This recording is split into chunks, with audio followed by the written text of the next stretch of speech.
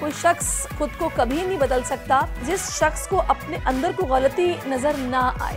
बड़ी रियलिस्टिक सी फीलिंग है। हमारी 30% पॉपुलेशन डायबिटिक है, 37% लोगों को हाई ब्लड प्रेशर है। यहाँ पे जो हम लोग जो खा रहे हैं वो सबसे ज़्यादा गलत खा रहे हैं। किसी को नहीं पता होता कि मेडल किसको मिलेगा। We've obviously had a lot of Pakistani food. I especially like biryani, the medium spiced version.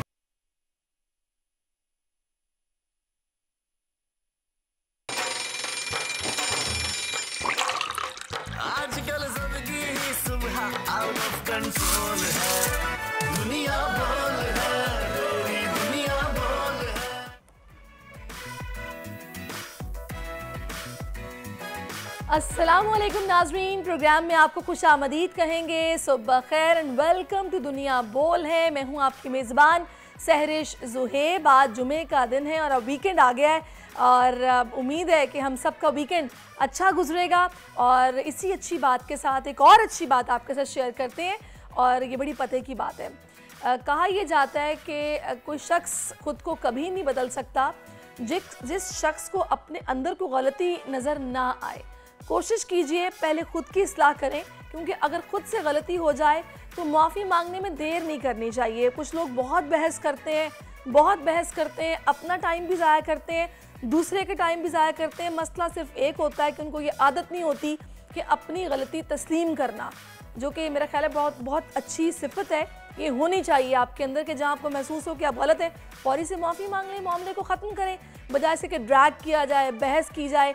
तो ये अच्छी आदत हमने अपने अंदर शामिल करनी है। इसी अच्छी बात के साथ आगे बढ़ते हैं, शामिल करते हैं आज की बड़ी खबर। मुल्क की सियासी दर्जा हरारत में इजाफा बढ़ने लगा। मौलाना और PTI में मुज़ाकराती अमल आगे बढ़ाने के लिए बाइख्तियार कमेटी बनाने पर इत्तफाक हो गया। तो दूसरी तरफ CDA ने तहरीक इंसाफ का मरकजी दफ्तर सील कर दिया। बिल्डिंग गैर कानूनी करार देकर PTI सेक्रेटेरिएट जाने वाले रास्तों को बंद कर दिया। तहरीक इंसाफ का CDA के इक़दाम के खिलाफ अदालत से रुजू करने का ऐलान। सूरज मामा ने सबको पिघलाना शुरू कर दिया। सिंध दुनिया में सबसे ज़्यादा गर्म, जैकबाबाद, दादू, मोंजोदड़ो दुनिया का गर्म तरीन मकाम रहा। पंजाब के कई शहरों में पारा 46 को छू गया। कराची वाले भी गर्मी से बेहाल हो गए। पारा 37 दिखाता रहा मगर शिद्दत 42 डिग्री महसूस होती रही। आखिर गर्मी की शिद्दत कब तक बरकरार रहेगी? प्रोग्राम में मौसमियाती माहिरीन से जानने की कोशिश करेंगे।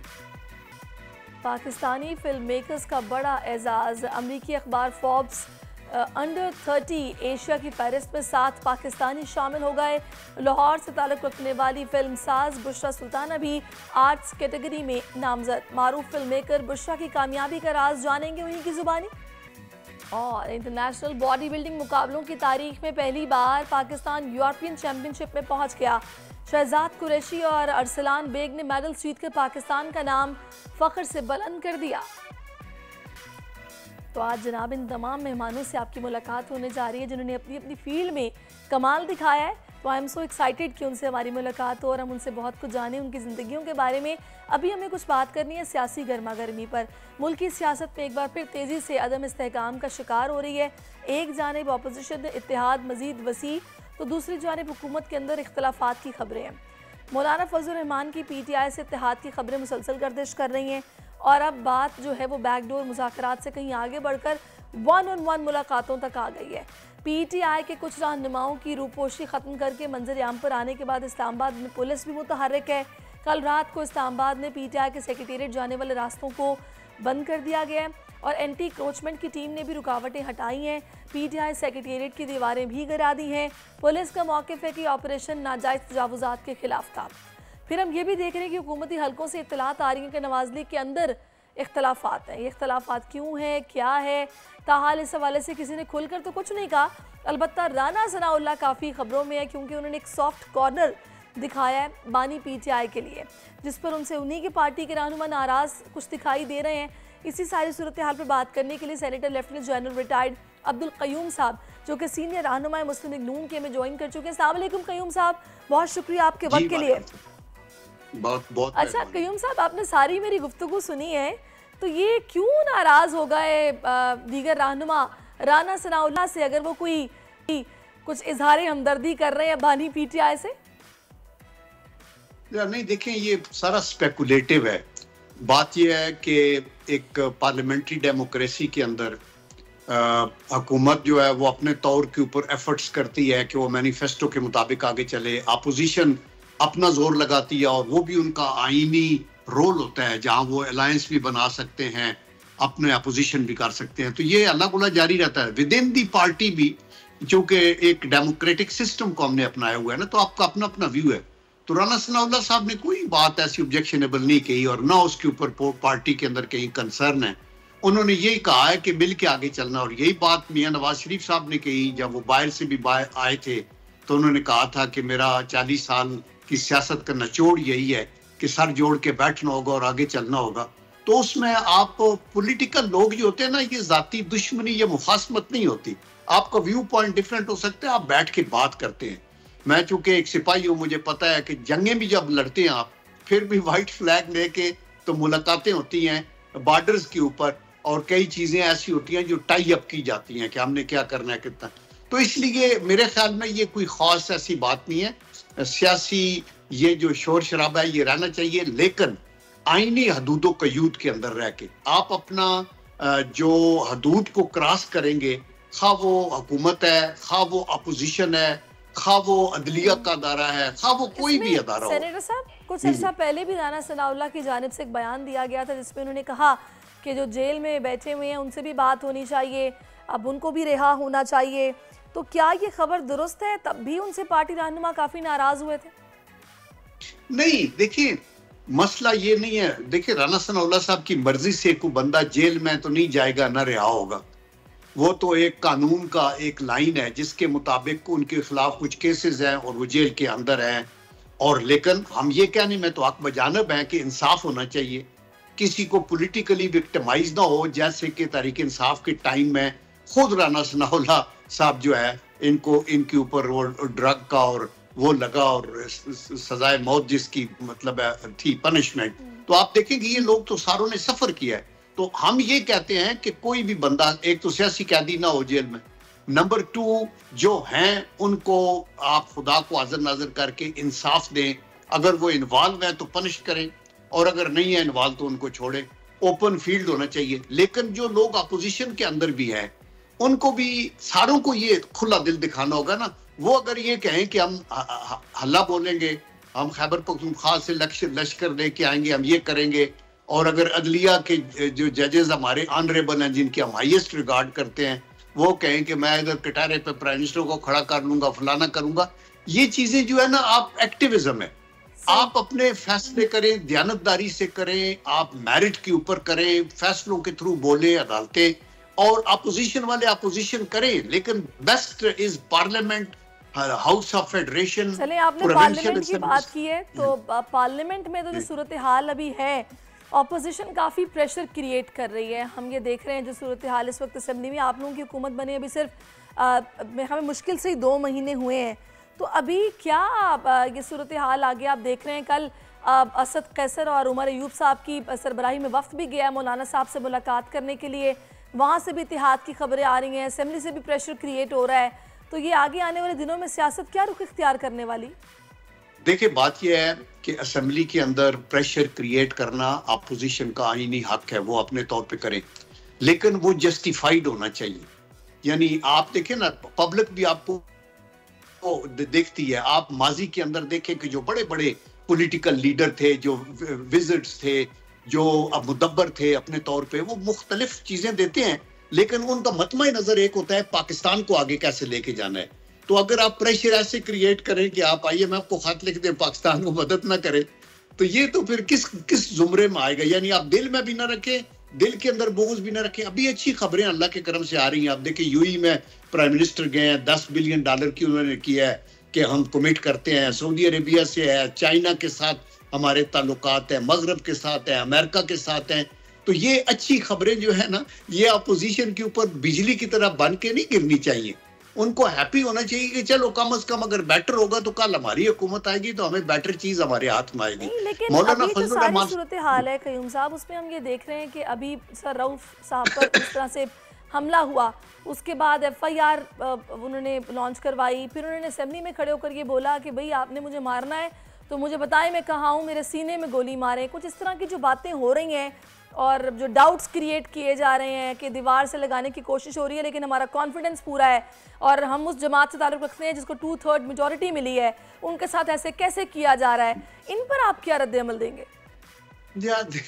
देखिए, आप जितना मर्जी है, मैं आपको बताऊं ऑनेस्टली, मैं भी एक पार्टी के अंदर हूं, लेकिन बाखुदा हमारी सोच हमेशा पाकिस्तानियत की होती है। पार्टियों का राइट है हमारा, मैं एम ग्रेटफुल, मेरी पार्टी ने मुझे सेनेटर भी बनाया और मैं समझता हूं कि मैं पाकिस्तान की बेस्ट पार्टी में हूं और Nawaz Sharif is the most experienced prime minister of this country और he can be of a great immense help. तो मैं उस पर तो मुझे डाउट नहीं है, लेकिन जब बात ये आती है कि मुल्क को आगे चलाना है तो फिर जो राना सनाउल्लाह कहते हैं कि हम चल के भी जाने को तैयार हैं, आप बैठे हैं, आप अगर तारीख इंसाफ कैसे मुमकिन है? कयूम साहब, एक तरफ दीवारें गिर रही हैं, सेक्रेटेरिएट के रास्ते बंद हो रहे हैं और बिल्डिंग गैर कानूनी करार देकर एकदम से हटाना शुरू कर दी, फिर दूसरी तरफ कहा जा रहा है कि जी बात करने को तैयार है, जाके बात करने को तैयार है, तो ऐसे कैसे मुमकिन होगा? देखिए बिल्कुल आप ठीक कह रही हैं कि आउट ऑफ द वे और गलत स्टेप ना हुकूमत उठाए ना अपोजिशन उठाए।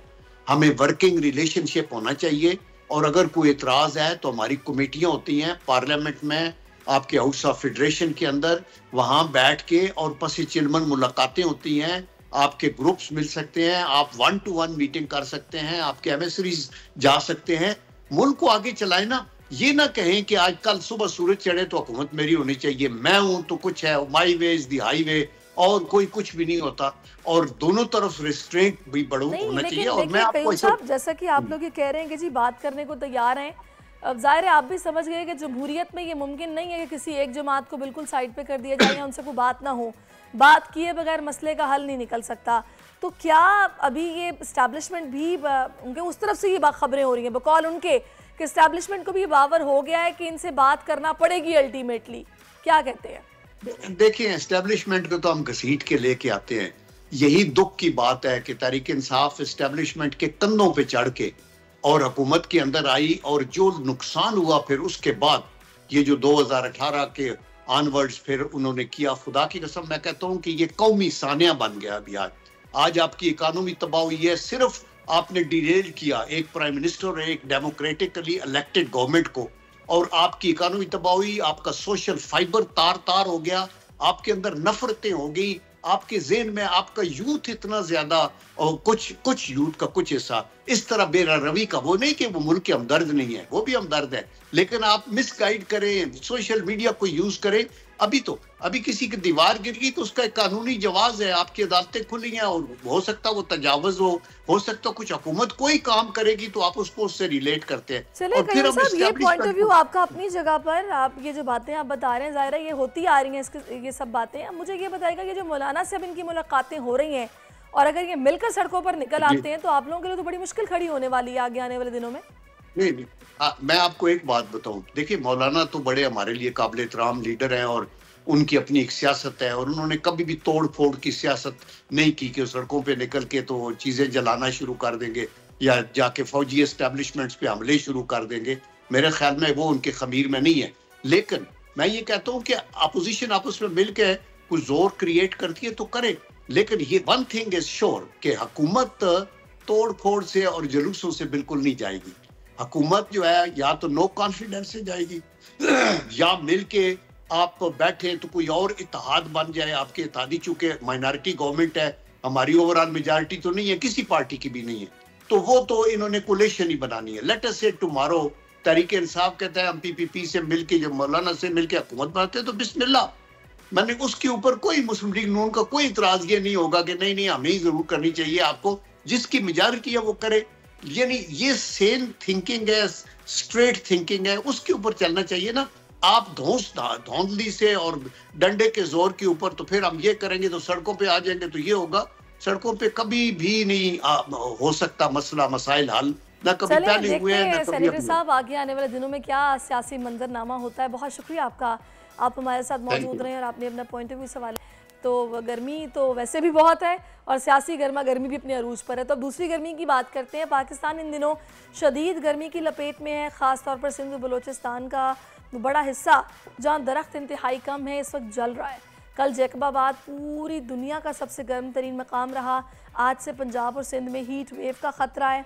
माहिरीन ने मशवरा दिया कि बुज़ुर्गों को घरों में रखें, हर उम्र के अफराद पानी ज़्यादा पिएँ। लाहौर में इस वक्त मौसम कैसा है? फ़ातिमा शराजी में ज्वाइन कर चुकी हैं, उनसे जानते हैं। फ़ातिमा बताइएगा। जी बिल्कुल, लाहौर का मौसम इस वक्त इंतहाई गर्म है। सुबह सवेरे का वक्त है और सूरज आग बरसा रहा है। बात की जाए अगर दर्जा हरारत की तो दर्जा इस वक्त कम से कम 32 डिग्री सेंटीग्रेड है और ज़्यादा से ज़्यादा जो है वो 42 डिग्री सेंटीग्रेड तक जाने का इम्कान है। महकमा मौसमियात के मुताबिक बारिश का कोई इम्कान नहीं है।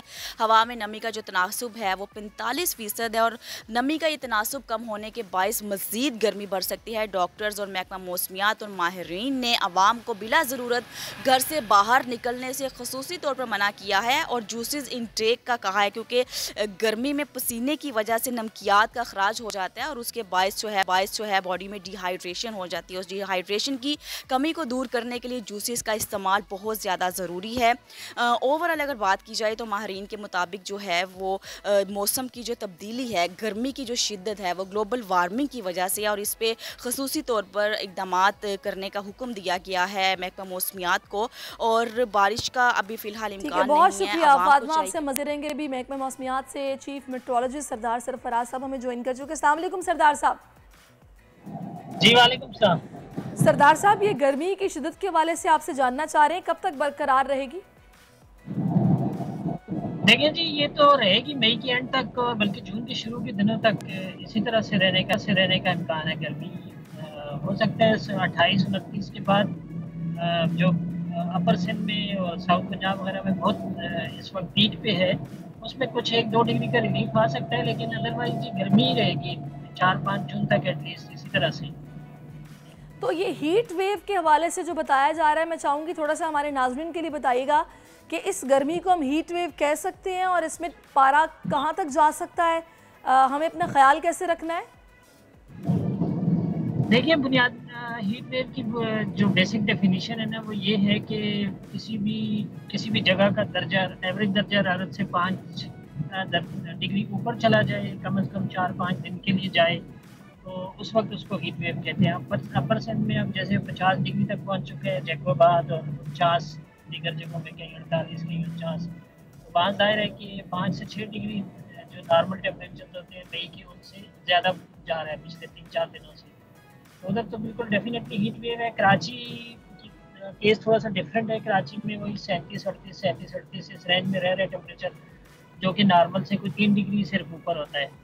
तो इस लिहाज से यहाँ हीट वेव उसको एज सच हम नहीं कहते, लेकिन अदरवाइज गर्मी तो खासी है। कराची में भी हब्स है, दायरे यहाँ नमी का तनासुब बहुत ज़्यादा होता है, तो उस वजह से गर्मी फील बहुत ज़्यादा होती है। आपके ख्याल में सरदार साहब हुकूमती सतह पर क्या इकदाम होने चाहिए? देखिए, इमीडिएट इकदाम तो खैर जाहिर है, उसमें जो हीट रिलीफ कैंप्स उन्होंने लगाए हुए हैं, गवर्नमेंट ने लगाए हैं जगह जगह पर। कराची में भी हम देख रहे हैं और दूसरी जगहों पर भी तमाम डिस्ट्रिक्ट एडमिनिस्ट्रेशन उसमें एक्टिव है। तो उसमें दायरा ये इमीडिएट तो ये चीज़ें की जा सकती हैं। लॉन्ग रन में तो आपको पता है कि फिर फॉरेस्टेशन हो, प्लांट्स लगाएं आप ज़्यादा से ज़्यादा और ग्रीन स्पेसेस बढ़ाएं, इसी तरह से वेटलैंड बढ़ाएं और इस तरह की लेकिन बुनियादों पे तो वो चीज़ें की जा सकती हैं। अच्छा, मैं चाहूँगी थोड़ा सा ज़रा शहरियों को एहतियात भी बता दीजिए कि इस मौसम में किस तरह अपना बुज़ुर्गों का ख्याल रखना है हमें।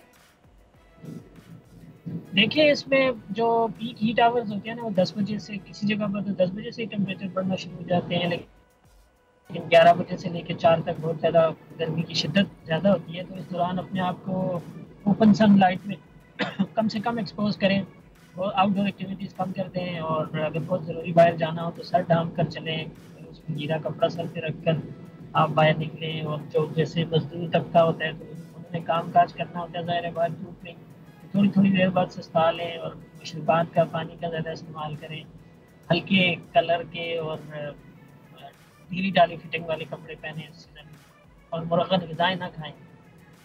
सही। अच्छा, बारिश का इम्कान हम क्या एक्सपेक्टेशन रखें कि जून के महीने में बारिश का कोई इम्कान है या नहीं? जून में हो सकता है इम्कान। जून के वस्त के बाद अमूमन ये होता है कि जो प्री मानसून बारिशें होती हैं वो 15 जून 20 जून के आसपास इम्कान होता है, ख़ासकर eastern half of the country, जो ईस्टर्न पट्टी है आपकी उस पर। और देखिए कुछ 4-5-6 जून को जो शुमाली इलाका जाते हैं इस्लामाबाद और नीचे लाहौर वगैरह, और हो सकता है कुछ ईस्ट साइड पंजाब की जो उन एरियाज़ में हो सकता है 5-6 को कुछ 6 या 7 जून को कुछ डेवलपमेंट हो, तो फिर इसमें कुछ रिलीफ आएगा। हीट में ज़ाहिर है उस वक्त। अच्छा सरदार साहब, ख़ास तौर पर ईद उल अज़हा का मैं पूछूंगी आपसे, तकरीबन 16, 17, 18 इन डेट्स में ईद आ रही है, तो ईद पे फिर हमको रखें तवक्को कि मौसम बेहतर होगा या फिर वही शदीद गर्मी बर्दाश्त करना पड़े?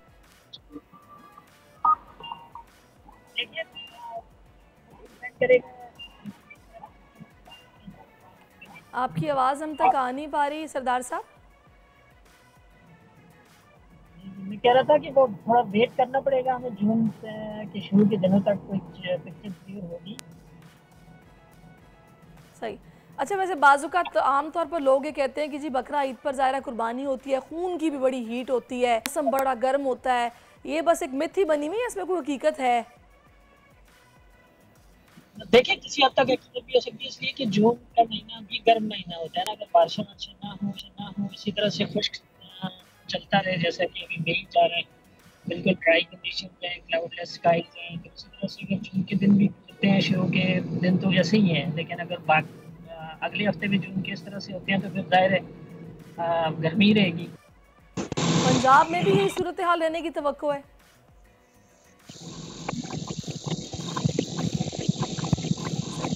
चलिए बहुत शुक्रिया सरदार साहब, आप हमारे साथ मौजूद रहे और आपने इस हवाले से तो मौसम तो वही फ़िलहाल गर्मी रहना है, तो लिहाजा आप सिकंजबीन पिएँ, पानी पिएँ, धूप से बचें, गैर ज़रूरी बाहर ना निकलें और कोशिश करें ख़ुद को जितना हो सके हाइड्रेट रखें, ये सबसे ज़रूरी है। अभी प्रोग्राम में वक्फा शामिल करते हैं, कीप वॉचिंग अस।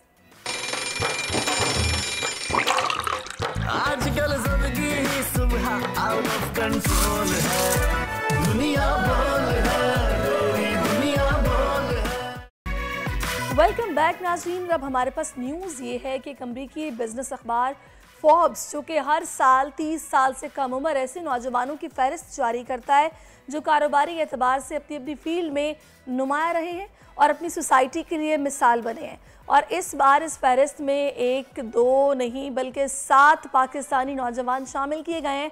वैसे तो इस फहरिस्त में सबसे कामयाब हिंदुस्तानी नौजवान रहे क्योंकि भारत के 86 नौजवानों ने इस फहरिस्त में शामिल हुआ है, और जो कि यकीनन बड़ी कामयाबी है, बड़ी बात भी है, लेकिन पाकिस्तान के लिए भी ये कम एजाज़ की बात नहीं है कि हमारे 7 नौजवान इस फहरिस्त में शामिल हैं। फोर्ब्स की जारी करदा फहरिस्त में लाहौर से ताल्लुक़ रखने वाली फिल्म साज बुशरा सुल्तान भी शामिल है, जिन्हें आर्ट्स कैटेगरी में नामजद किया गया है। बुशरा यहाँ तक कैसे पहुँची, उन्हें इस फहरिस्त में कैसे जगह मिली, ये राज जानने के लिए हमने आज उनको कैच कर लिया है, तो उनसे बात करते हैं। अस्सलाम वालेकुम Bushra, many congratulations. Thank you so much, thank you. तो बुशरा अल्हम्दुलिल्लाह, अपने इस जर्नी के बारे में हमें बताइएगा, कैसा था ये जर्नी और कैसी मुश्किलात आपको दरपेश हुई, और अब जब इस मकाम पर आप पहुंची हैं तो कैसा महसूस कर रही हैं? बहुत बहुत शुक्र अल्हम्दुलिल्लाह। बड़ी इससे रियलिस्टिक सी फीलिंग है, कुछ एक्सप्लेन नहीं किया जा सकता क्योंकि इतना कुछ जल्दी सब कुछ हो रहा है कि अल्फाज नहीं है, और बहुत बहुत ग्रेटफुल हूँ अल्हम्दुलिल्लाह कि ये हुआ है।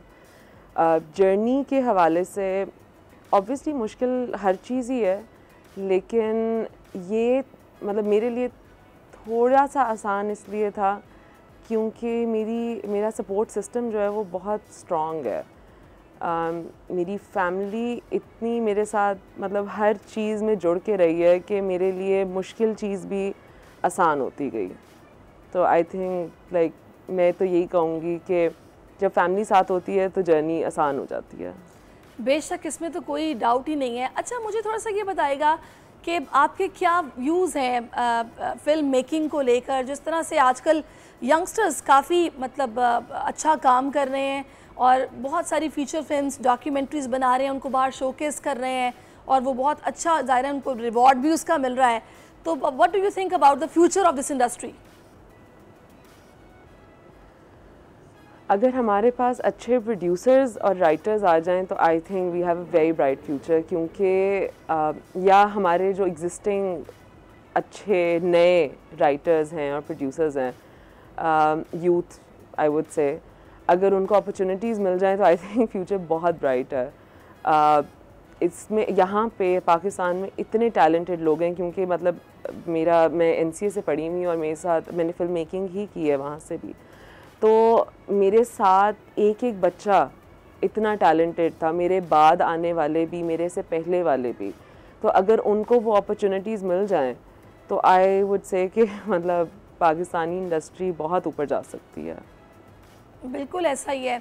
अच्छा बुशरा, मुझे ये बताएगा कि किस तरह आपसे फोर्ब्स वालों ने आपको अप्रोच किया और कैसे ये मुमकिन हुआ कि आपका नाम फिर इस फहरिस्त में माशाल्लाह शामिल हुआ, कुछ बताएंगे इस बारे में? मुझे तो एक्चुअली पता भी नहीं था कि ये सब कुछ मैं कर सकती हूँ या मैं मतलब क्या होता है। तो somebody suggested कि तुम्हारा काम इतना अच्छा है तो why don't you apply for Forbes। आप अप्लाई करते हैं, उसकी सबमिशंस खुलती हैं।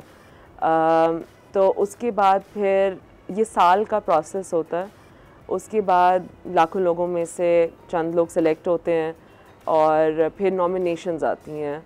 तो मुझे नॉमिनेशन आई थी, उसकी नॉमिनेशन के बाद फिर एक प्रोसेस होता है जिसके अंदर you have to fill out forms and what not and talk about yourself, और फिर उसके बाद आपको नहीं पता होता किसके पास जा रहा है, क्या जा रहा है, बस आप एक प्रोसेस का हिस्सा होते हैं और फिर एक फाइन डे आपको रैंडमली पता चलता है कि आप फोर्ब्स में आ गए हैं। ज़बरदस्त। अच्छा मैं चाहूँगी थोड़ा सा आप मुझे बताएंगी, क्योंकि बहुत सारे ऐसे अच्छा काम करने वाले हैं जो चाहते हैं कि उनको भी ऐसे रिकग्नाइजेशन मिले, तो उनके लिए आप क्या बताएंगी? मतलब ये जो इनका क्राइटेरिया है सिलेक्शन का या फिर ज़ाहिर है पसंदीदगी का, वो क्या है? किस तरह का काम ये लोग पसंद करते हैं?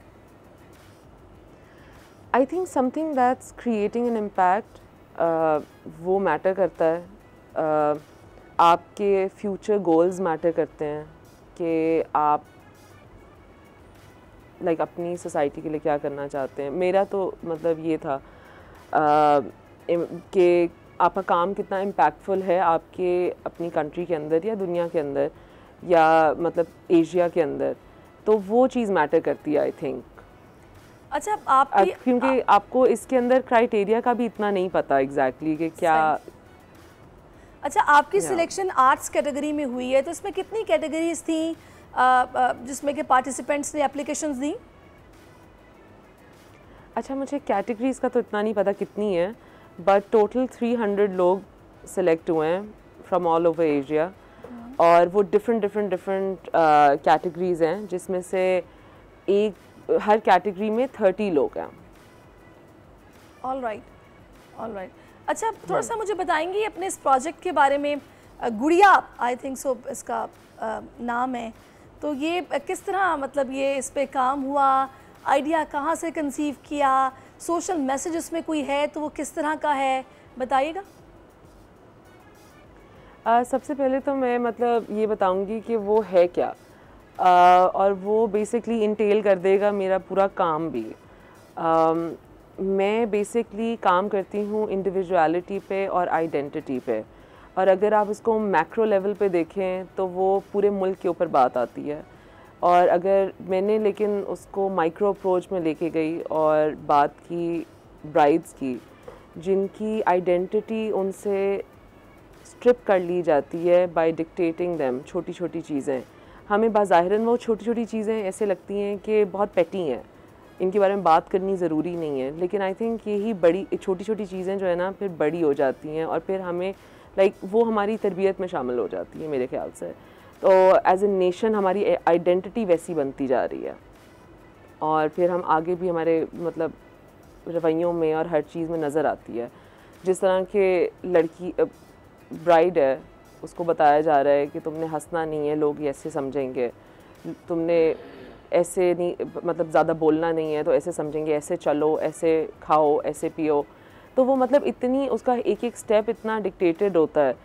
तो ये उसके ऊपर बात हो रही थी कि उनका अपना दिन है, तो क्या उनके पास ये हक नहीं है कि वो उसको अपने तरीके से एंजॉय कर सकें without thinking about what the society will think, right? Depth में जाके सोचा है आपने। दूसरा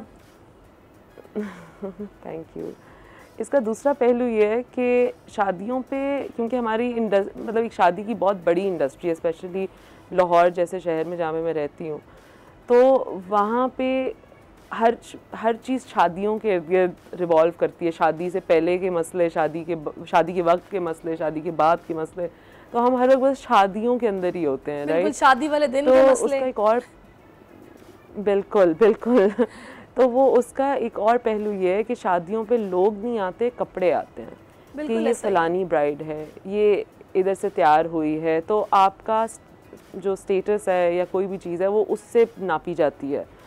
तो हम बेसिकली कपड़ों को नहीं पहन रहे होते, कपड़े हमें पहन रहे होते हैं, तो ये आइडेंटिटी हम अपने आप से भी स्ट्रिप कर रहे हैं।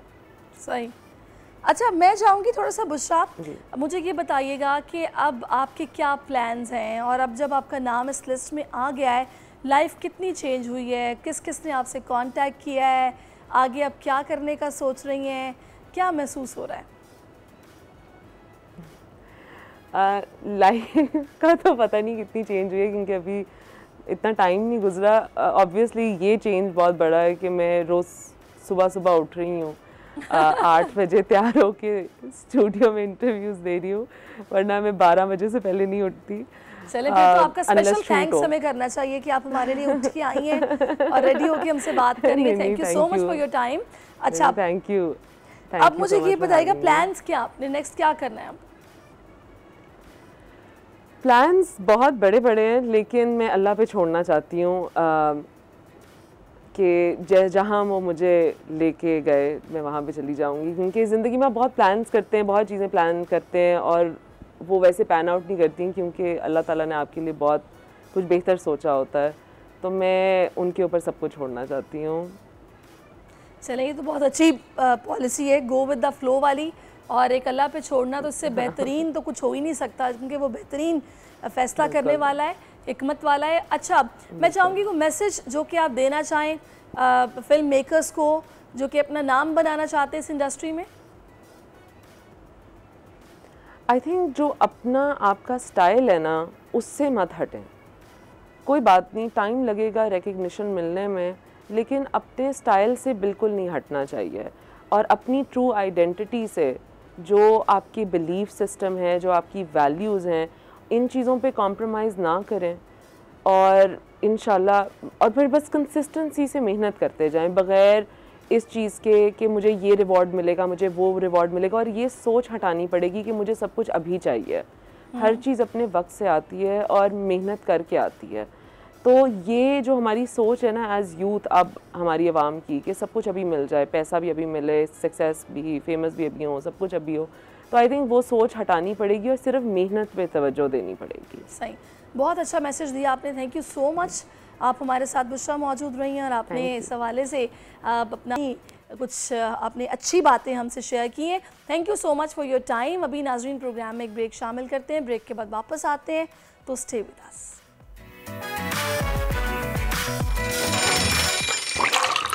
आजकल जिंदगी ही सुबह आउट ऑफ कंट्रोल है, दुनिया बोल है, दुनिया बोल है। जी, वेलकम बैक नाजरीन, और आपने देख लिया कि बड़े भारी भरकम मेहमान मुझे ज्वाइन कर चुके हैं, क्योंकि बॉडी बिल्डिंग के मुकाबलों में शिरकत करके आए हैं, वहाँ से ट्रॉफ़ी और मेडल भी लेके आए हैं।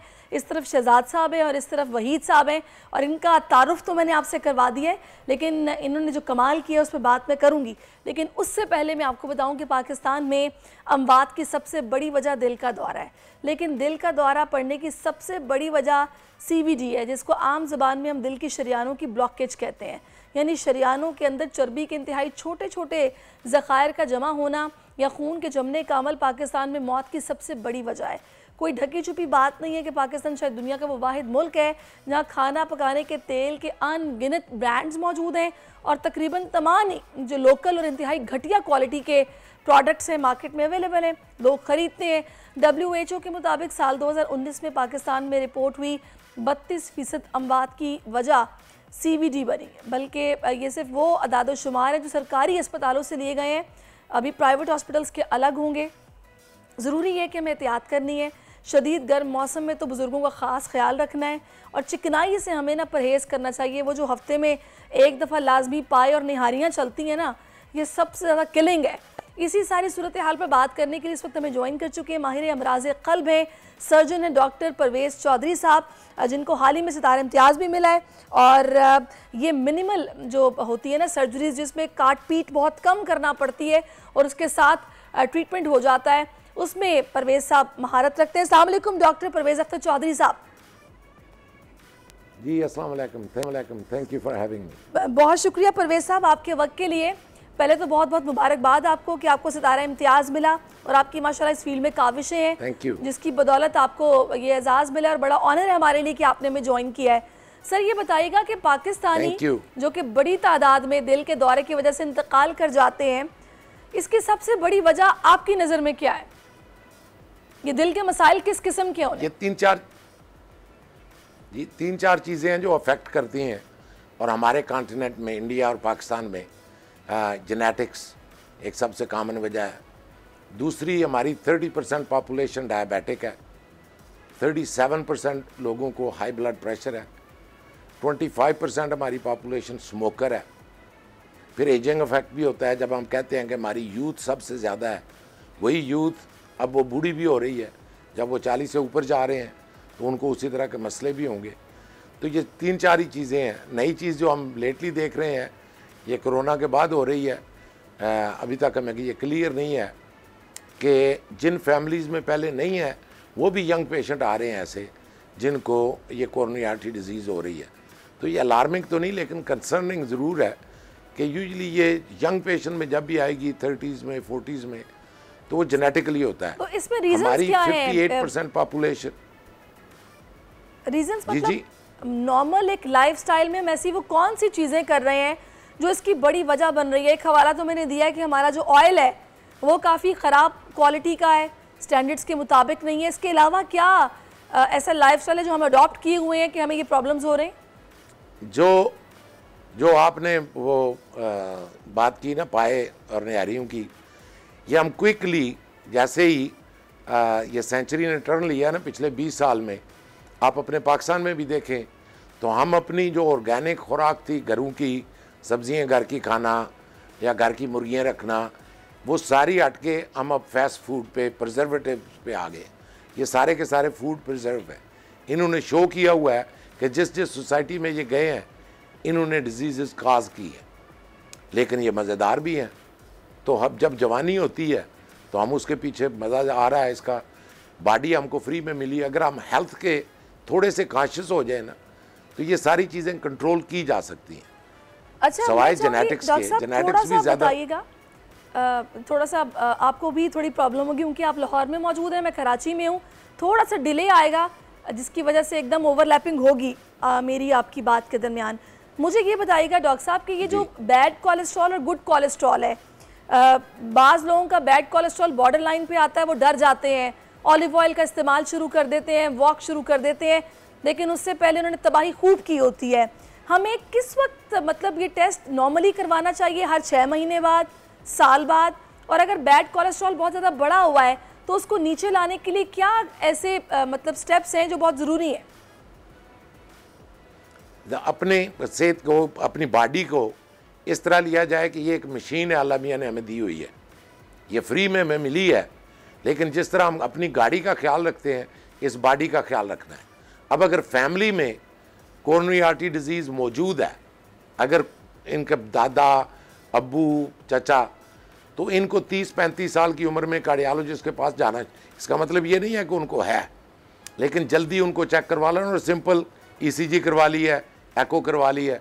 मैं तो कहता हूँ कि 40 साल की उम्र में जितने भी हैं लोग, उनको एक एको और एक ECG ज़रूर करवा लेनी चाहिए, क्योंकि ये हमें पता है कि 25 से 30% हमारे लोग अभी भी इस डिज़ीज़ से मर रहे हैं। जब ये सबसे बड़ी थ्रेट है तो उसकी प्रिवेंशन सबसे बेहतर है, क्योंकि ट्रीटमेंट जिस तरह आपने बात की, आल दो कि हम अब बगैर चेस्ट खोले सर्जरी कर रहे हैं, लेकिन ट्रीटमेंट होने का मतलब ये नहीं है कि आप उसको प्रिवेंट ना करें।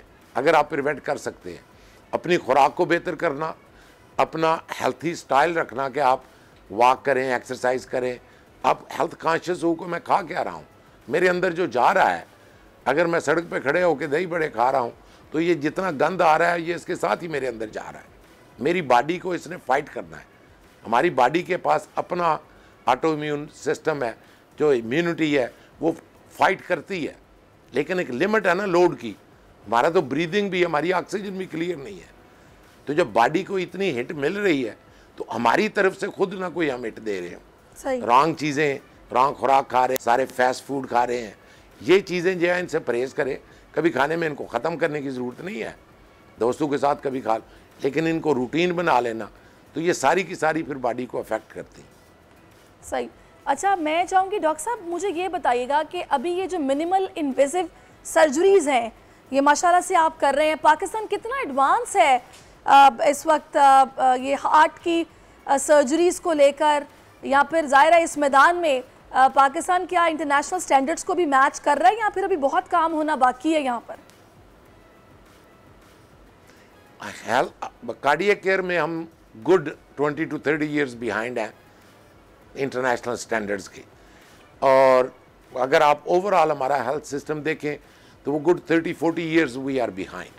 अभी भी हम वो चीज़ें कर रहे हैं जो बाहर की दुनिया में 80s में और 90s में हो रही थी, जिनको वो लोग छोड़ चुके हैं, हम अभी उनका सहारा ले रहे हैं, क्योंकि रिसोर्सेज कम है, तो टेक्नोलॉजिकली वहाँ पे नहीं है, एजुकेशन वहाँ तक डेवलप नहीं हुई। अब ये मिनिमली इन्वेसिव का आप जिक्र कर रही हैं, मैं कराची बोर्न भी हूँ और कराची में ही आया था, मैं पढ़ा लिखा सारा अमेरिका का ही हूँ, मेरा मेडिकल कॉलेज का भी वहीं है, तो मैं NICVD में आया था, वहाँ पे ये मैंने मिनिमली इन्वेसिव किए थे और मैकेनिकल हार्ट, ये दोनों चीज़ें पहली दफ़ा मैं लेके पाकिस्तान में आया था, ये 2018 की बात है। अब इतना ये चीज़ें मैं 2008-10 से तो मैं सिखा रहा हूँ इंटरनेशनल लेवल पे, तो हम पीछे क्यों हैं, इस पर क्यों तवज्जो नहीं दी जा रही? एक तो सबसे बड़ी चीज़ है रिसोर्सेज, दूसरा ये पिछले जो 40 साल हमारी जंगें हुई हैं, ये जो क्रिएट किया गया है हावला के टेररिज्म है, तो इस्लामिक वर्ल्ड, हम अफ़गानिस्तान की बाउंड्री पे बैठे थे, हमारे बच्चे उतने उस तरह बाहर नहीं जा सके कि इंटरनेशनल स्टैंडर्ड पे जा सकें, हमारे पास रिसोर्सेज ऐसी नहीं थी कि हमारी रिसर्च, हमारे स्कॉलर्स इंटरनेशनल लेवल पे compete कर सकें, तो उससे हम पीछे रहे हैं। इंशाल्लाह बहुत काम हो रहा है इस पे, and we are making leap years progress. अभी हमने ट्रांसप्लांट का प्रोग्राम हम लाहौर में शुरू कर रहे हैं, यही उमर हॉस्पिटल में, और इंशाल्लाह हमारा टारगेट है कि 2025 में हम पहला हार्ट ट्रांसप्लांट करें। अच्छा, बिल्कुल, बड़ी अच्छी बात है सर अगर इतना काम हो रहा है, क्योंकि जब हम ये देखते हैं ना कि किसी पेशेंट को ये बताया जाता है कि आपकी ओपन हार्ट सर्जरी होगी, वो बेचारा वैसे ही खौफ से वक्त से पहले परेशान हो जाता है और बुरी हालत उसकी हो जाती है, स्ट्रेस में आ जाता है। तो ये इन्वेसिव जो मिनिमल सर्जरीज हैं ये तो वैसे ही बड़ी फ़ायदेमंद है और इसी पर ही हमें मज़ीद भी काम करना चाहिए। अच्छा डॉक्टर साहब, मैं चाहूँगी थोड़ा सा आप बताइएगा कि एक नॉर्मल बंदे को अगर अपनी हेल्थ का ख्याल रखना है, क्योंकि हमारे यहाँ अगर कराची की स्पेसिफिकली बात करें, आप कराची बॉर्न है, यहाँ पर बड़े गोश्त का बेइंतहा इस्तेमाल है, लोगों के घरों में 4-4 दिन बड़ा गोश्त पकता है हफ्ते में, तो ये कितना कंट्रीब्यूट कर रहा है इस तरह के केसेस के रिपोर्ट होने में? कोई एक चीज़ आप एज ए सोसाइटी में एक स्पेसिफिक चीज़ पिक नहीं की जा सकती, ये सारी चीज़ें थोड़ा कोलैबोरेटली काम करती हैं कि हम क्या क्या खा रहे हैं, किस तरह की एनवायरनमेंट में रह रहे हैं, हवा में पोल्यूशन कितनी है। हमारी बॉडी एक, जिस तरह आपकी गाड़ी है, एक बॉडी एक मशीन है, इसको बाहर से जितनी, बाहर से आके दो ही चीज़ें इसको तबाह करती हैं, इन्फेक्शन जो हमारे यहाँ बहुत कॉमन है, वुंड इन्फेक्शन बहुत कॉमन है, इसी तरह जो है ये फिज़िकल इंसल्ट, ट्रॉमा, और ट्रॉमा वो भले हमारे पोल्यूशन ही हो, ये सारा हमारी बॉडी को वो बेयर करना पड़ता है। उसके ऊपर जब हम लगातार एक गलत खुराक, जो मोटा गोश्त ही आपने कह दिया, वही खाते रहते हैं, तो बॉडी के लिए बेयर करना मुश्किल हो जाता है। जब तक आप अपनी जितनी कैलोरीज ले रहे हैं उसको दिन में इस्तेमाल कर दें। हमारा सिंध का तो हमारा मजाक है ना, को हमें तो तौफीक हमें मिल जाए, इतनी रकम मिल जाए, हम तो कंबल लेने के लिए भी बंदा रख लेते हैं ना। सही बात है। सिगरेट हम पी रहे हैं, लेके तुम आओ, वाकई ऐसे उतना भी नहीं चलते हम। तो हम इमारत को लीजर की तरफ ले जाते हैं। उसका ये नहीं है कि उसको फिर जब पता चल जाता है फिर हम उस वक्त एक्सरसाइजें और जिम शुरू करते हैं, जो कि लेट हो चुका होता है। तो ये अर्ली एज का, अर्ली आपने बॉडी की कितनी हिफाजत की है, ये इतनी दूर चलेगी। तो डॉक्टर साहब कौन सी एज आप बताएंगे? 40 साल को आपने बताया ना कि 40 इयर्स के बाद आपको अपना टेस्ट कराना है कोलेस्ट्रॉल का और अपनी ECG करानी है, लेकिन सर मेरे ख्याल में तो 30 साल के बाद ही प्रॉब्लम शुरू हो जाते हैं। इतने यंग लड़के हैं जिनको हार्ट अटैक्स हो रहे हैं। मैं बल्कि जिम से भी इसको रिलेट करूंगी। ऐसे ऐसे सप्लीमेंट्स खाए जाते हैं कि जो हार्ट स्ट्रोक का बायस बनते हैं। जी 40 मैंने कहा इंटरनेशनल जो है ना 40 के करीब ये सारी चीज़ें हिट होनी शुरू होती हैं स्लोली। अगर आपकी फैमिली में कुछ है 30, फिर हमारा कॉन्टिनेंट ऐसा है तो ECG और एको ये आधे घंटे का काम है। आप एक बार वो करवा लें तो उसका आपका बेसिक टेस्ट कम से कम हो चुका है कि पता चल चुका है। इंटरनेशनली हर बच्चे का पैदाइशी तौर पे एकोकार्डियोग्राम हो जाता है कि इसके दिल में कोई सुराख ना हो, इसके वैल्व को मसला ना हो। हमारे यहाँ रूमेटिक डिजीज़ बहुत ज़्यादा है जो कि वैल्व का इन्फेक्शन है, वो हम चेक नहीं करते। किसी की एको नहीं हुई होती, बच्चों को गला ख़राब हुआ, इन्फेक्शन हुआ, वैल्व का मसला हो गया, वो पता तब चलता है जब उनका हार्ट फेलियर में जाता है, फिर वो सर्जरी के काबिल भी नहीं रह चुके होते। उनमें फिर ये मिनिमली इन्वेसिव बहुत काम आती है कि बॉडी को ट्रॉमा इसका लेस होता है। तो इस तरह का हम कार्य कर रहे हैं। जिस तरह कमिंग बैक टू आपके क्वेश्चन पे कि what a specific person at what age they should do. अगर फैमिली में उनको कोई मसला है तो 30 पे डेफिनेटली उनको रेगुलरली डॉक्टर को देखना शुरू कर देना चाहिए। सही। अगर फैमिली में कोई मसला नहीं है, आपको डायबिटीज़ नहीं है, आप स्मोकर नहीं है, तो मिनिमम आपको 40 तक जाके ये सारी चीज़ें एक बार चेक कर लेनी चाहिए। सही। अच्छा डॉक्टर साहब एक बात मैं आपसे और भी जानना चाहूँगी, मे बी आप एग्री करें, मुझे ऐसा लगता है कि हमारा जो ट्रेडिशनल फूड है, जो हमारे कल्चर में जो खाने का तरीका है पकाने का, वही मुझे ठीक नहीं लगता। हम लोग सब्जियों को इतना भूनते हैं कि उसकी न्यूट्रिशन आई थिंक सो ख़त्म हो जाती है। हम ऑलिव ऑयल का इस्तेमाल आई थिंक जो अफोर्ड कर सकते हैं बस वही करते हैं, उसके अलावा तो ये लोकल ब्रांड्स के ऑयल हमें यूज़ करने पड़ते हैं। गोश्त का इस्तेमाल बेतहाशा है। तो एक तो ये ट्रेडिशनली जो हमारे खाने पकाने का तरीका है ये भी कुछ ठीक नहीं है। आपकी इस पर राय क्या है? ये मेरे ख्याल में हम गंदम क्यों ज़्यादा, आटा क्यों ज़्यादा खाते हैं, रोटियां क्यों ज़्यादा खाते हैं? सही। क्योंकि सोसाइटी एक गुलामी में पली है सेंचुरीज तक। तो जो काबज थे, हम एक्चुअली तो हम गोश्त खाने वाले जानवर पैदा हुए हैं। ये दालें रोटियां ये ऐड की गई क्योंकि इनके पास इनको खुराक इतनी नहीं दी जाती थी। उसके बाद उसको फिर टेस्ट पैदा करने के लिए हमने उसमें मसाले जड़ने शुरू कर दिए। अब जितने मसाले ज़्यादा हों, जितना वो 2 तोले की ज़बान को टेस्ट ज़्यादा आए, उसके बेस पे हम खाने को बेहतर समझते हैं। बॉडी के लिए बेहतर कौन सा खाना है उसकी तरफ हम ध्यान नहीं देते। हम मीलों ट्रैवल कर जाते हैं कि फ़लाँ का खाना बड़े चस्के वाला है। तो वो जब तक हम इंटरनेशनल स्टैंडर्ड्स ये हैं कि आपकी बॉडी के लिए बेहतर क्या है, आपकी ज़बान के लिए कौन सी बेहतर है चीज़। ज़बान तो जायका रखा गया कि अगर फूड में जायका ना होता तो इंसान अपने आप को भूखा मार देता। इस तरह हम डिहाइड्रेट करते हैं, पानी में जायका नहीं है, हम दौड़ दौड़ के पानी नहीं ढूंढ रहे होते। मीठा पानी मिल रहा हो तो वो पी लेते हैं क्योंकि उसमें जायका है।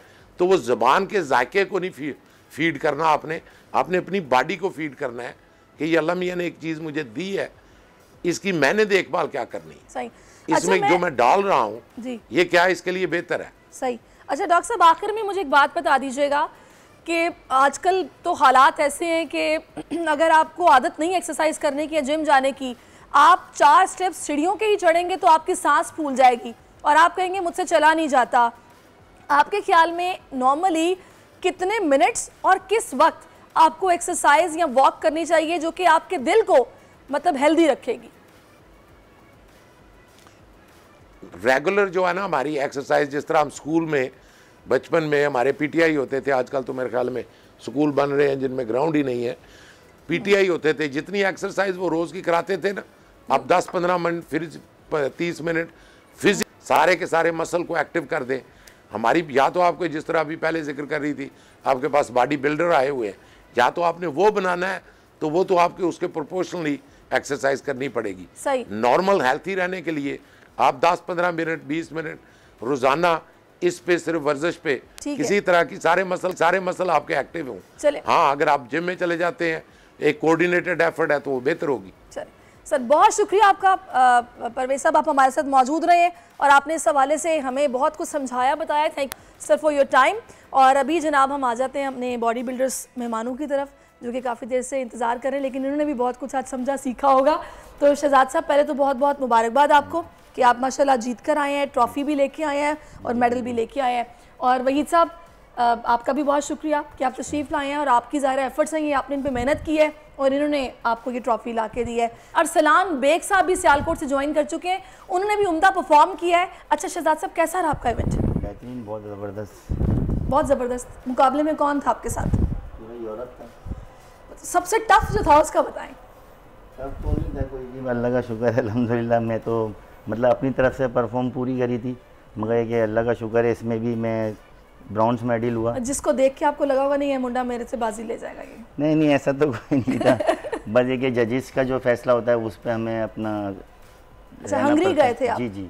तो हंगरी में यूरोप में मतलब चैम्पियनशिप थी, ये यूरोप की 3rd बॉडी बिल्डिंग चैम्पियनशिप हुई थी और इसके अंदर काफ़ी सारे मुल्क थे, तकरीबन जो यूरोप में 32 ममालिक आते हैं वो तकरीबन सभी थे इसके। ज़बरदस्त। तो आपने तैयारी कब शुरू कराई है? बस ये लगे हैं और मैं तो सबसे पहले अपनी कौम को मुबारकबाद पेश करता हूँ कि फ़र्स्ट टाइम हमें मौका मिला और यूरोप जाने का और अल्लाह ने वहाँ इज़्ज़त बख्शी और हमारे जो एथलीट हैं तो अल्लाह पाक ने उनको इज़्ज़त दी, इज़्ज़त से नवाजा और टाइटल जीता। क्या बात है, ज़बरदस्त। तो बच्चा मुझे बताइएगा स्पॉन्सर्स का इशू तो नहीं हुआ आपको जाने में? नहीं, स्पॉन्सर का इशू नहीं था। स्पॉन्सर हमें था अल्हम्दुलिल्लाह। हमारे टिकट्स और जो वहाँ की फ़ीस वगैरह थी वो हमारी उन्होंने पे करी हुई थी, तो उसमें कोई प्रॉब्लम्स नहीं थी हमारे को। क्योंकि प्रॉब्लम तो हमारी मेन जो होती है, जो तैयारी शुरू करते हैं हम लोग, जो डाइट में आती हैं प्रॉब्लम्स, वो हमें खुद हैंडल करनी पड़ती हैं। सही। देख लें नाज़रीन, ये कितना ख्याल रखते हैं डाइट का। चाय मैं पी रही हूँ, नहीं ऑफ़र की थी, इन्होंने मना कर दिया कि मैं चाय नहीं पीऊँगा, ये ख़ास खुराक लगता लेते हैं कोई नहीं। अभी जो डॉक्टर साहब कह रहे थे कि ना हम लोग यहाँ पे जो खा पी रहे हैं, पहले तो यहाँ पे जो हम लोग जो खा रहे हैं वो सबसे ज़्यादा गलत खा रहे हैं। सही बात। जितनी भी हमारी नई जनरेशन है वो फास्ट फूड्स की तरफ जाती है। ये पाए हुआ है तो बात की कहानी है, जो ये फास्ट फूड जो खा रहे हैं ना, क्योंकि शॉर्टकट में जाते हैं, वो जाते हैं गए यार एक जिंगर दे दें, एक अपना रोल दे दें, ये खाया, ऊपर कोल्ड ड्रिंक पी और उसके बाद ये फिर, तो ये इसी वजह से जो हमारे पास आजकल हार्ट का प्रॉब्लम्स आ रहा है, उसकी मेन वजह यही है कि जो हम लोग ये शॉर्टकट के लिए जाते हैं, मतलब ये जंक फूड खाया हमने। बिल्कुल इजी लाइफ को इजी बनाने के लिए हम इतने सहल हो गए हैं कि बस ये खाओ और निपटाओ, बस जल्दी से खाना है और उसके ये नहीं पता कि उसके साइड इफेक्ट्स क्या है। अच्छा, इस वक्त हमें ना अरसलान ने सियालकोट से ज्वाइन किया। सॉरी मैं आपको इंटरप्ट कर रही हूँ, उनकी लाइन फिर से ड्रॉप हो जाएगी। अस्सलाम वालेकुम अरसलान। जी वालेकुम अस्सलाम। अरसलान, बहुत बहुत मुबारकबाद आपको। जी खैर मुबारक। कैसा रहा इवेंट अरसलान? जी बहुत अच्छा था, बहुत अच्छा एक्सपीरियंस रहा है। यूरोप की ठंडी हवाएं खा के आप आए हैं, जाहिर है यहाँ पे गर्मी अच्छा तो बहुत रहा होगा। मुझे ये बताइएगा कि वहाँ पर क्या माहौल जिस तरह का था, आप लोगों के साथ ऑफिशियल्स थे कोई या फिर नहीं? ऑफिशियल थे हमारे साथ ना, वहीद भाई थे और हमारे ये तो आपके अपने ऑफिशियल्स हैं। नहीं, और भी थे हमारे साथ, हमारे जो हमारे जनरल सेक्रेटरी हैं सुहेल भाई, वो भी साथ थे हमारे, और एक मतलब हमारे साथ मैम भी थी उनकी। तो हमें मतलब हम कम लोग गए थे क्योंकि वीज़े तो अप्लाई करे थे तकरीबन 16 बंदों के, तो जो वीज़े आए वो सिर्फ 5 बंदों के आए हम लोग के। अच्छा, ये भी प्रॉब्लम थी ना हमारे लिए, तो सबसे बड़ी प्रॉब्लम ये थी। सही। तो मैं वहीद साहब आपसे पूछूंगी कि आपने इनको तैयारी जब शुरू करवाई तो ज़ाहिर है कितनी इन्होंने मेहनत की है? मेहनत तो माशाल्लाह से आपको पता है हर काम में होती है, और ये इनकी एफर्ट थी कि माशाल्लाह से ना नहीं करी और अपनी तैयारी में फोकस रखा और ये सोच कर के हम जाएंगे और इंशाल्लाह जीत के आएंगे। कितने अंडे और कीमे खिलाए हैं आपने इन्हें? इनको तो बस दिन में जो डाइट होती थी, चिकन हो गया, अंडे हो गए, तो उसके तौर पे मैं इनको जो वो करता अच्छा, था। मैं जो हाई ऑफिशियल्स की बात कर रही हूँ, मैं स्पोर्ट्स बोर्ड की बात कर रही हूँ। जी जी, मैं हाई ऑफिशियल्स की बात कर रही हूँ। था कोई आपके साथ, किसी ने कोई बात? पाकिस्तानी स्पोर्ट्स बोर्ड के लोग थे हमारे साथ। मैं कहता हूँ ना आपको 16 बंदों के हमने वीज़े अप्लाई करे हुए थे, जो हमारे यानी सपोर्ट थी आपको स्पोर्ट्स बोर्ड की, वो गिला नहीं है? जी जी, वो अभी कुछ नहीं। चले जी, अल्हम्दुलिल्लाह, बड़ी अच्छी बात है जी। अस्सलाम वालेकुम अरसलान, मुझे सुन सकते हैं आप? जी वालेकुम। मेरा सवाल आपसे ये था कि यूरोप की हवाएं तो आप खा के आए हैं, वो तो आपको अच्छा लग रहा होगा। मुझे ये बताइएगा कि इवेंट सारा ओवरऑल कैसा रहा? जो ऑफिशियल स्पोर्ट्स बोर्ड के थे, किन्होंने उन्होंने सपोर्ट किया आपको, इस हवाले से आपके व्यूज़ क्या हैं? जी बिल्कुल, ओवरऑल टूर हमारा बिल्कुल बहुत अच्छा रहा। इवेंट बहुत अच्छा था, बहुत अच्छी वेन्यू भी बहुत अच्छा था, और सबसे बड़ी बात यह है कि कहीं है ऐसी जगह पे जहाँ पे सिग्नल स्टॉप, और पूरे अच्छा अरसलान साहब मुझे बताइएगा इवेंट कैसा था? इवेंट कैसा था और जिस तरह से जजेस ने फैसला किया वो आप लोगों को कैसा लगा? और दूसरा, जब आपका ये नाम अनाउंस हुआ कि जी आपको मेडल्स मिल रहे हैं और आप जीत गए हैं, तो फिर फीलिंग्स क्या थी, क्या सोच आ रही थी उस वक्त? जी इवेंट बहुत अच्छा था, बहुत अच्छा वेन्यू था, बहुत सब कुछ वहाँ पे बहुत अच्छा था, बड़े कोऑपरेटिव लोग हैं वो। और जब हमें पता चला कि एंड तक पक गई है, किसी को नहीं पता होता कि अब मेडल किसको मिलेगा, लेकिन एंड पे जब हम 2 लोग रह गए तो फिर तो यकीन माने कि जब मेरा नाम अनाउंस किया गया सिल्वर मेडल के लिए, तो मुझे बहुत खुशी हुई कि हमने पाकिस्तान के लिए अपने पाकिस्तान का नाम रोशन किया, पाकिस्तान के लिए हम मेडल लेके आए, क्योंकि हमने पाकिस्तान का झंडा भी लहराया इंटरनेशनल स्टेज पे यूरोप में। सही। अच्छा मैं सब थोड़ा बताइएगा अब नेक्स्ट कौन सा इवेंट है? इंशाल्लाह नेक्स्ट 6 जून को मालदीव में है और साउथ एशिया का, तो इंशाल्लाह तैयारी तो है, तो जो अल्लाह को मंजूर होगा जाएंगे इंशाल्लाह, खेलेंगे और इंशाल्लाह पाकिस्तान के लिए टाइटल लेके आएंगे। कैसा ये मतलब ये खेल है कि आप रिकमेंड करेंगे नौजवानों को? मेरे ख्याल में तो आजकल जो माहौल है ना और जिस तरह की खुराकें और जो रूटीन है, किसी भी तरह की एक्टिविटी हो, हेल्दी एक्टिविटी हो, तो उसमें लाजमी जाना चाहिए। आप क्या कहते हैं? बिल्कुल, मैं तो यंगस्टर को मेरा मैसेज यही है कि ना वो सबसे पहले अपनी सेहत का ख्याल रखें, जिम जाएं और जिम में जाके अच्छे प्रोफेशनल ट्रेनर के पास जाके ट्रेनिंग करें, ताकि उनकी हेल्थ और उनकी फ़िटनेस अच्छी रहेगी तो वो आगे लॉन्ग टर्म चलेंगे। और फिर इसके बाद जब जाहिर सी बात है जिम जाएंगे तो उनको वहाँ माहौल मिलेगा, तो उनको फिर आगे जाहिर सी बात है जब कोचेज़ अच्छे होते हैं तो वो उनको फिर प्रेप करेंगे कि भाई आप कॉन्टेस्ट खेलें। उनके पहले देखें यहाँ आते हैं डिस्ट्रिक्ट लेवल, पहले डिस्ट्रिक्ट खेलेंगे, फिर पाकिस्तान, कराची, सिंध खेल के फिर जाके बाहर जाना पड़ता है।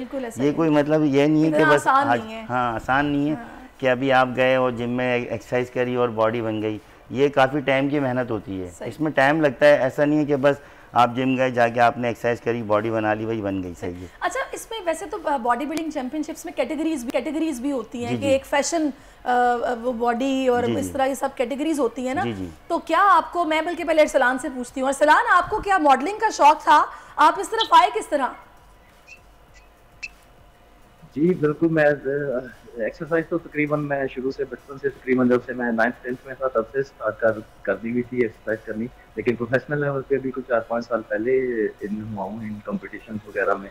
जैसे कि शहजाद भाई ने बोला कि पहले डिस्ट्रिक्ट लेवल पे खेलो, पहले मैंने सियालकोट लेवल पे खेला, फिर ऑल पाकिस्तान लेवल पे 2-3 कंपटीशन खेले, फिर उसके बाद जाके इंटरनेशनल इवेंट्स में मैंने पार्टिसिपेट करना शुरू किया और अल्हम्दुलिल्लाह लगातार 30 दफ़ा मैं मेडल लेके आया हूँ पाकिस्तान के लिए। ज़बरदस्त ज़बरदस्त। अच्छा वैसे मैं वहीद साहब आपकी तरफ अब आती हूँ, जब वापसी आपकी टीम आई है, ज़ाहिर आप मैनेज करते हैं सारा, तो आप लोगों का इस्तकबाल कैसा हुआ? माशाल्लाह से अच्छा हुआ और पूरी कौम की दुआएं थी, सारे भाई वगैरह आए हुए थे, दोस्त यार आए हुए थे और बहुत अच्छा इस्तकबाल किया एयरपोर्ट में और सब ने मुबारकबाद दी।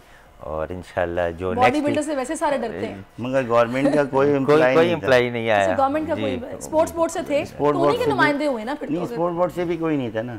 देखिए हम तो कुछ भी नहीं मांगते, हम गवर्नमेंट से कुछ नहीं मांगते, हम सिर्फ गवर्नमेंट से ये बोलते हैं कि हम लोगों को प्रदायित होते हैं, कम से कम हम लोग जीत कर आते हैं, वहाँ पे हम पाकिस्तान का फ्लैग लहराते हैं और वहाँ जाके हम पाकिस्तान के लिए इतनी मेहनत करते हैं कि हम अपने आप को नहीं देखते हैं कि इतनी दूर जा रहे हैं, ख़र्चा भी करते हैं, हर चीज़ करते हैं, मगर ये कि पाकिस्तान को कम से कम नुमाइंदों किसी को आना चाहिए गवर्नमेंट के कि आके हमारे को कम से कम कंधे पे हाथ तो रखें। बिल्कुल, हमें उनसे कुछ नहीं चाहिए, हम ना मांग रहे हैं उनसे, ना हम तो गवर्नमेंट से कुछ मांग भी नहीं रहे। कम से कम आके देखिए क्रिकेटर होता है, एज अ क्रिकेटर है, अभी कोई एक क्रिकेटर सेंचुरी बना दे उसकी पूरी दुनिया में वाह वाह हो जाती है। सही बात ये कोई आम बात नहीं है। देखिए जाके यूरोप के अंदर यूरोप चैंपियनशिप खेलना, अब ये अरसलान है हमारे, अरसलान ने माशाल्लाह ये भी मेहनत करी, सब ने देखे, मैं भी हूँ, अरसलान है, हम दोनों ने एक दूसरे को कोऑर्डिनेट करते हैं, हम लोग एक दूसरे को गाइड करते हैं, यार ऐसे नहीं ऐसे करना है, ऐसे नहीं, अब ये डाइट करनी है, अब ये डाइट करनी है। अब हमारा टाइम भी कम था और हमने खेलना भी था। और नहीं, आपका गिला बिल्कुल जायज़ है, किसी न किसी को आना चाहिए था। खैर हुकूमती नुमाइंदे एक किस्म के होते हैं पाकिस्तान स्पोर्ट्स बोर्ड के भी, लेकिन अगर उनमें से भी कोई आ जाता तो भी बहुत अच्छा लगता। अप्रिशिएट करें आके, ताकि भाई एक मुल्क के लिए नाम करें। जो 16 वीज़े गए थे ना, जो नहीं आए लग के, जी बस वो दिल बर्दाश्त हो गए, उन्होंने कहा बस ठीक है तुम कल ही जाओ। तो नहीं है, होना चाहिए, मैं तो कहता हूँ देखिए सबके लिए होना चाहिए, ज़रूरी नहीं है हम क्रिकेट, हम मतलब सिर्फ क्रिकेट को नहीं, क्रिकेट को के अलावा फिर फुटबॉल है, हॉकी है, जितने भी गेम्स हैं सबको सपोर्ट होनी चाहिए। हम ये नहीं कह रहे कि हमें ही हो खाली। अच्छा आपके कुछ फैंस हैं जो ये चाह रहे हैं कि आप थोड़ी सी बॉडी दिखा दें भले बैठे बैठे। क्यों नहीं दिखा? उन्होंने कहा ये देख लीजिए, ये डोले आपको नज़र आ रहे हैं, ये बड़ी मेहनत से बनते हैं। हाँ, हमें यही कहने अब ये है सर, इस्लान मेहनत कर, इस्लान खेले थे स्पोर्ट फिजिक्स, वो भी बहुत मेहनत का काम है, आसान नहीं है ये, इतनी बॉडी को मेंटेन करना। फिर सफ़र जो हमारा था बहुत मुश्किल था। अच्छा। इतना लंबा सफ़र था, फिर उसमें बॉडी ना डिहाइड होती है। बिल्कुल सही बात है। क्योंकि सफ़र में हम लोगों को तो बहुत सारी चीज़ें। सफ़र क्यों था? आप लोग डायरेक्ट फ्लाइट लेके नहीं गए? नहीं, कनेक्टेड थी। अच्छा, कनेक्टेड, ओके। अच्छा, मैं चाहूँगी अरसलान थोड़ा सा ज़रा आप भी मुझे बताइएगा कितनी मेहनत आपने की, और ये जो अभी सारी बातें कर रहे हैं शहजाद, आपका भी यही गिला है? जी बिल्कुल, जाहिर सी बात है, हमारा भी यही गिला है कि गवर्नमेंट से, हमें गवर्नमेंट की तरफ से ना कोई सपोर्ट है, ना कोई कवरेज है। जैसा कि हम कराची एयरपोर्ट पे सब उतरते हैं, और जैसा कि हमारे सब दोस्त भाई अहबाब हमें सब जैसा कि इस्तकबाल किया जाता है, वैसा ही हम चाहते हैं कि गवर्नमेंट की तरफ से भी कोई बंदा यहाँ पे आगे आए और हमें अप्रिशिएट करे, और हमें किसी से कुछ भी नहीं चाहिए। आपने सियालकोट लैंड किया था या फिर आप, आई थिंक वहाँ तो लाहौर सियालकोट एयरपोर्ट है, आई थिंक सो। जी बिल्कुल, सियालकोट में एयरपोर्ट है, लेकिन कराची में हमारी पूरी टीम कराची से जाती है। चले, मैं भी आप लोगों की तरफ से गिला कर रही हूँ कि भी लाजमी आना चाहिए था किसी न किसी को। ये बिल्कुल गलत बात है कि एक अच्छी टीम जो ज़बरदस्त परफॉर्म करके आई, ट्रॉफी के साथ मेडल्स लेके आई, और उनको आप इस तरह से वेलकम ना करें, तो ये उनके साथ ज्यादती है। चलिए, अभी भी देर नहीं हुई, आप लोगों को खाने पे बुलाएं, इनामी रकम भी दी जाए, और आप लोगों को पूरा प्रोटोकॉल दिया जाए, ये मेरी भी गुजारिश है। तो thank you so much Arsalan, आपका भी शुक्रिया, शहजाद साहब आपका भी शुक्रिया, और आपका भी वही शुक्रिया कि आप लोग मेरे साथ मौजूद रहे। अभी प्रोग्राम में एक वक्फा शामिल करते हैं, ब्रेक के बाद वापस आते हैं। देखते रहिए दुनिया बोल है। आजकल सबकी ही सुबह आउट ऑफ कंट्रोल है, दुनिया बोल है, दुनिया बोल है। वेलकम बैक नाज़रीन। अपने दिलचस्प अंदाज और अदाकारी से चेहरों पर हंसी बिखेरने वाले मज़ाहिया अदाकार रंगीला की आज 19वीं बरसी मनाई जा रही है। पाकिस्तानी फिल्मों में मज़ाहिया अदाकारी से जान डालने वाले अदाकार रंगीला ने ना सिर्फ मज़ाहिया जुमलों बल्कि मज़ाहिया हरकत और सकनात से मिजाज को चार चांद लगाए। क्या बात है रंगीला की, अल्लाह ताला उनके दर्जात बुलंद फरमाए। अब हम आगे बढ़ेंगे, बात करते हैं जब भी आप किसी दूसरे मुल्क जाते हैं तो वहाँ की सकाफ़त, लोगों की तरफ से मिलने वाला प्यार और वहाँ के खाने हमेशा याद रहते हैं। हम आपको मिलवाने जा रहे हैं एक ऐसे जर्मन जोड़े से जो 2 सालों से साइकिल पर दुनिया घूमने के मिशन पर हैं। मैरी लीजे जो कि जर्मन भाभी हैं, और असद साजिद जो कि साइकिल चाचू के नाम से मशहूर हैं। जर्मन जोड़ा साइकिल पर अब तक दुनिया के 22 ममालिक का सफ़र करके पाकिस्तान पहुंचा है, और इन दोनों ने क्या ज़बरदस्त ज़ाहिर इनकी जर्नी है। इनसे बात करते हैं, इनसे मुलाकात करते हैं। Thank you so much, warm welcome, और बहुत बहुत शुक्रिया कि आपके कीमती वक्त के लिए। My first question to Asad, आप कब से साइकिल पे वर्ल्ड टूर पे निकले हैं, और अब तक कौन कौन सी कंट्रीज़ हैं जिनमें आप विज़िट कर चुके हैं और पाकिस्तान पहुंचे हैं, ज़रा बताइएगा असद। अस्सलाम वालेकुम जी, शुक्रिया हमें बुलाने के लिए। जी, हमने अपना सफ़र जुलाई 2022 में शुरू किया था, और अब तक हम तकरीबन 22 कंट्रीज़ में से गुजर चुके हैं। शुरू हमने किया यूरोप, घर में अपने दरवाजे के आगे जर्मनी में, तो फिर हम ऊपर नॉर्थ की तरफ गए, पहले डेनमार्क, स्वीडन, फिनलैंड, पूरा चक्कर काटा। तो पूरे ईस्टर्न यूरोप में जो कंट्रीज आते हैं, एस्टोनिया, लात्विया, लिथुआनिया, पोलैंड, चेक रिपब्लिक, ऑस्ट्रिया, वो सारे कंट्रीज हम गुजर के तुर्की आए, तुर्की से जॉर्जिया, आर्मेनिया, और फिर 4 महीने ईरान में रहे, और उसके बाद फिर पाकिस्तान में दाखिल हुए। Okay Asad, Mary I like to come to you. You have been visited 22 different countries, right now you are in Pakistan. So what's the impression you get from country of people's culture and traditions? Yes, well, of course there are differences in all of the countries we've visited so far. Comparing Europe and this part of Asia, I would say that people are much more curious towards us on the streets. So random people will walk up to us or even stop us with their motorcycles or their cars on the street and ask us questions about our trip, where we're going, what we're doing with our bicycles in this country. And that would not happen in Europe. The hospitality is of course off the roof. It is so high. Like, people have been amazingly nice to us. Of course you can find a lot of very hospitable people in Europe as well, but they won't pick you up from the streets. So this has happened to us, for example, in Iran, in Pakistan. So people watch you in Europe on the streets like they do in Asian countries like Pakistan or Iran, for example. So that's a pretty big difference. Great. Okay, Asad, please let us know what about your luggage and other stuff. क्योंकि आप इतने दिनों से cycle world tour पे हैं, तो यकीनन सामान उठाने में कोई मुश्किल तो होती होगी। जी, हम 2 सालों से निकले हुए हैं। आज है दिन 565 और सामान हमारे पास बहुत ज़्यादा है। मेरे तो ख्याल से हमारे पास बहुत ही ज़्यादा सामान है, क्योंकि मेरी साइकिल का वज़न 60 किलो है तकरीबन, उसकी साइकिल का किलो 55 किलो है, और ये बहुत ज़्यादा सामान है। लेकिन क्योंकि हमने विंटर में भी साइकिलिंग करनी है, समर में भी साइकिलिंग करनी है, इसलिए हमारे पास हर किस्म का सामान होना चाहिए। और क्योंकि हमने फ़ैसला किया कि हम ना तो ख़ुद उड़ना चाहते हैं और ना हम घर जाना चाहते हैं, ना किसी कंट्री को स्किप करना चाहते हैं, इसलिए हमने सारा सामान अपने पास रखा हुआ है। विंटर, समर, रिपेयरिंग का सामान, दवाइयाँ अगर हम ख़राब हो जाए, अगर साइकिल ख़राब हो जाए उसका Obviously, ये साथ रखना पड़ता है, obviously. Okay, Mary, I think you know about Pakistani people are passionate about delicious food. Even people are, traveling, they are mostly picking destinations for their food.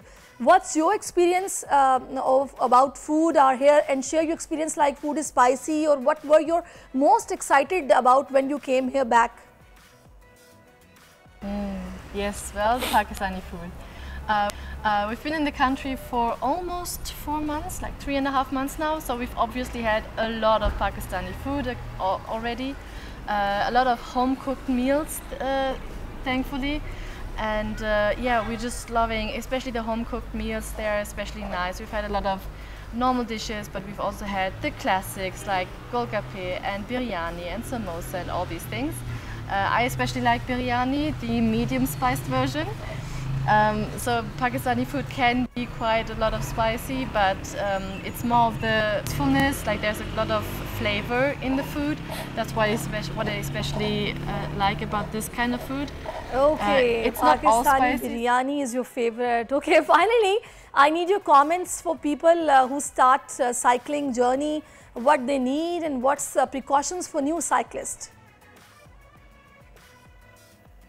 जी, अगर आप में से भी कोई साइकिलिंग करना चाहता है तो फिर मेरा एडवाइस यही होगा कि ज़्यादा सोचो ना इसके बारे में, क्योंकि जब हमने साइकिलिंग शुरू की थी, हमने ना तो कोई प्लानिंग की थी, ना कुछ भी नहीं की थी। हमने सिर्फ देखा था कि हमें सामान कौन सा चाहिए और फिर हम निकल आए। Okay Asad, Mary, thank you so much both of you. बहुत अच्छा लगा आपसे बात करके। Thank you for your time. अभी प्रोग्राम का वक्त अब ख़त्म हो चुका है, मुझे इजाज़त दीजिए। पीर के रोज़ आपसे मुलाकात होगी। Have a nice weekend. अल्लाह हाफ़िज़।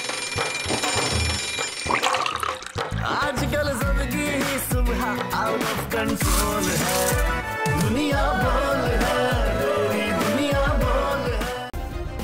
सब्सक्राइब करें और बेल दबाएं ताकि कोई खबर रह न जाए।